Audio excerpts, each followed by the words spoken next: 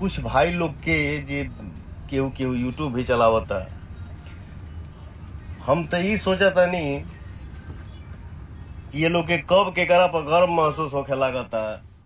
इसका पूरा video clip दिखाएंगे आपको, तो वीडियो में लास्ट तक बने रहे। जैसे कि आपकी स्क्रीन में शो हो रहा होगा, पवन सिंह अभी अभी लाइव आए हुए थे और उन्होंने इस लाइव वीडियो में महेश पांडे, खेसारी लाल यादव से रिलेटेड बहुत बड़े बात बोल दी हैं। पवन सिंह बोले भोजपुरी इंडस्ट्री अगर एक हो गई है उससे भी काफी लोग को काफी दिक्कतें हैं। पवन सिंह महेश पांडे को टारगेट करते हुए बोले कुछ यूट्यूबर हैं वो तरह तरह के वीडियो भी बना रहे हैं, हालांकि उनका मुंह हम नहीं लगेंगे, उनका मुंह लगना है यानी कि 10 किलोमीटर पैदल चलना। इस तरह के वीडियो बनाकर भोजपुरी इंडस्ट्री को फिर से 2 टुकड़ों में काटने का काम ना करें। आइए इसका छोटा सा क्लिप हम देखते हैं।